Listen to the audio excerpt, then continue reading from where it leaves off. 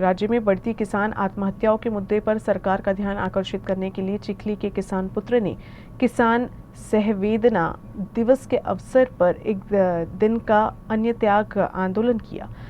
पूरे राज्य में 19 मार्च को किसान सहवेदना दिवस मनाया जाता है। इसी के तहत चिखली के छत्रपति शिवाजी महाराज चौक में एक दिवसीय अन्न त्याग आंदोलन किया गया।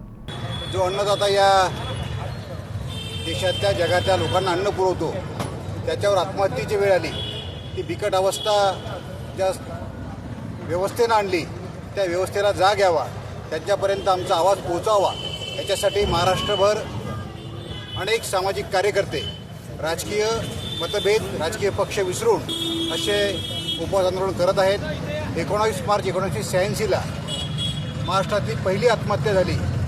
त्या आत्महत्येची नोंद सरकार दरबारी झाली। साहेबराव करपे पाटील या सदन शेतकऱ्यांनी आत्महत्या केली आणि त्याच्यानंतर सुरू झालं आत्महत्येचं सत्र। काल परवा बुलढाणा जिल्ह्यातील देवळगाव तालुक्यातील शिवनी आरमाळचे युवा शेतकरी ज्यांना महाराष्ट्र सरकारचा पुरस्कार मिळाला असे कैलास नागरे यांनी सुद्धा आत्महत्या केली। त्यांच्यावरती पाळी या व्यवस्थेनं प्रशासकीय अधिकाऱ्यांनी आणली। त्यांना काहीतरी जाग यावी, त्यांच्यापर्यंत शेतकऱ्यांच्या भावना पोहोचाव्यात या सहवेदना व्यक्त करण्यासाठी सर्वजण आम्ही आज एकत्र जमलो आहोत।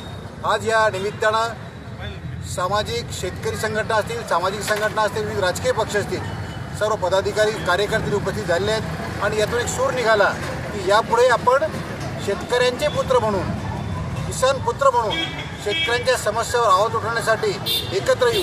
ही नांदी आहे शेतकरी जागे झाल्याची आणि ही जी ठिणगी ही आता पेटेल आणि जे सत्तेत असतील, जे प्रशासनात असतील, सत्तेत असतील, त्यांना शेतकऱ्यांच्या समस्याकडे भान द्यावं लागेल।